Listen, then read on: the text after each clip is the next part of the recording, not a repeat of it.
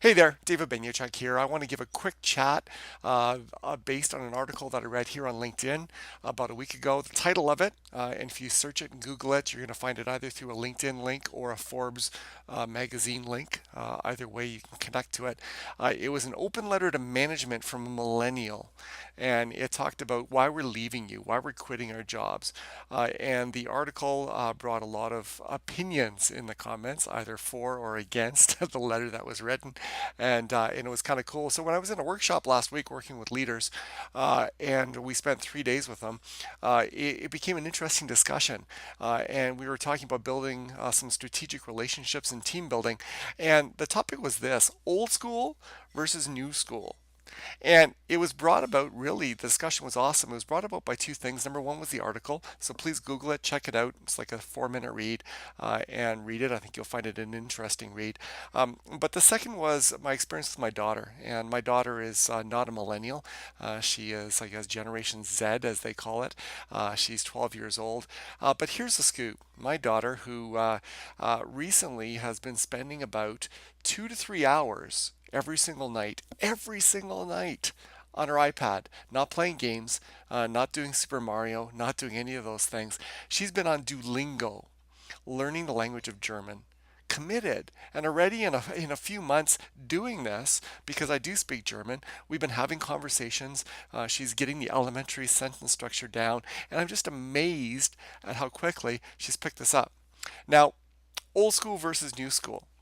I have to confess that I'm getting up there in age, and so I've got some old school in me, and I think old school is defined very much like hard work, and so there's a mindset that you can't always do things that you like to do, and there's almost a badge of honor, and I think it's deservedly so, in committing to things, and getting it done and working hard whether you like to do it or not.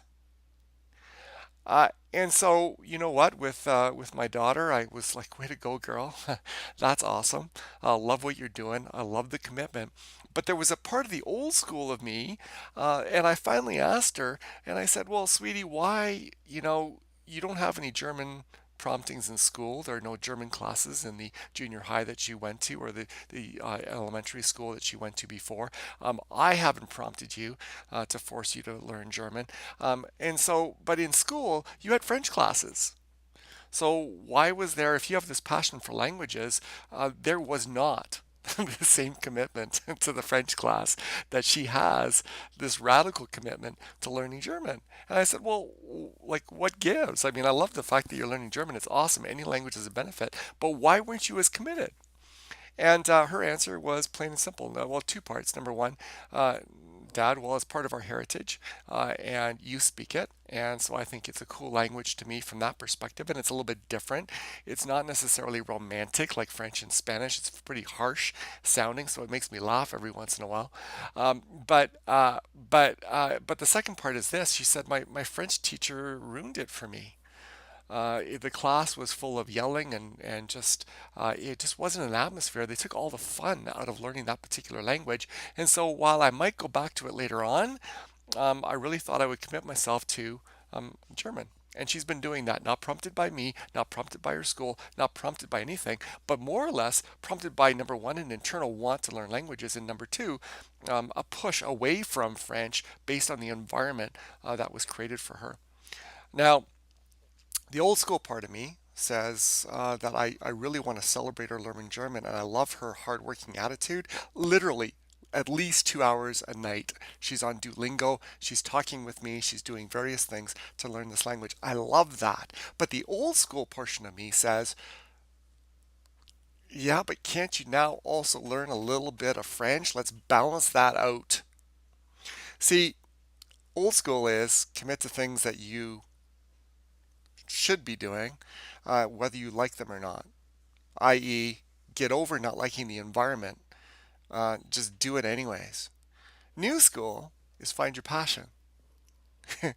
And do what you're passionate about. And if you don't like it, don't do it. You're not of value to a company if you're doing something that you don't like to do. And in the beginning, those two seems like they're polar opposites. And truthfully, in organizations that I teach, they clash. Because an old school leader looks at someone who's new school and thinks that's entitlement. And how dare you just want to do what you like to do? Life isn't like that. Let me give you a reality check, buddy, because value comes from committing to those things, even that you don't like to do. And the new school looks at the old school and sees that attitude and kind of rebels against it and goes, well, you know what? I love your aptitudes. I appreciate your experience. I appreciate your knowledge, but I hope I never grow into your attitude. And so they clash. The purpose of this blog is they don't need to. Yeah, and we had this cool discussion, 3 days of both old school and new school leaders being in the room, talking about how the two meet. And so my encouragement, if you're an old school leader, I don't need you to drop that pride and being able to commit to things you don't like to do. I think that's valuable at times. But what I will ask you to do is drop your reaction that it's entitlement when you see new school, this passion for doing what you're passionate about. Drop the judgment. You would be well served to actually relish the fact that these people are willing to work hard for something that they're passionate about. Just drop the judgment and come to them and say, I am super glad that you're excited about achieving this and wanting to work in this area. And then just add on how to get there. You see, as we had those discussions with the new school leaders, they recognize that to get there requires doing some things that you may determine you don't like to do. That commitment to doing things actually gives you the data and the learning to gradually figure out what your passion is. My book, Authenticity, Take Authority Over Your Authenticity, is a pathway to purpose. It's a pathway to gradually finding what you're passionate about, which companies should be interested in. When people are doing what they love and just love what they do things twice as well in half the time. You want to get your people there. But it does require tackling some stuff that you're going to find out you don't like. And that's okay. It is the way. And to the new school people, what I encouraged them to do is to recognize that if you thought it was going to be easy, uh-uh.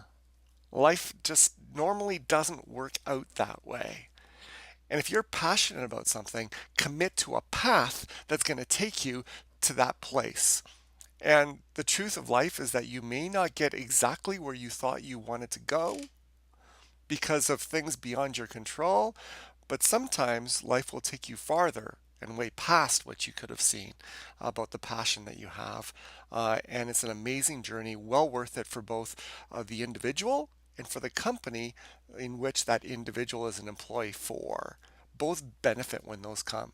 So old school versus new school, if you marry the two and you value passion and you value coaching and mentoring and growing someone into something they were born to be, and you also recognize that you get there through a commitment to doing things that you may not necessarily always like to do, you're going to start to see success. And instead of old school versus new school, I like to call it cool school.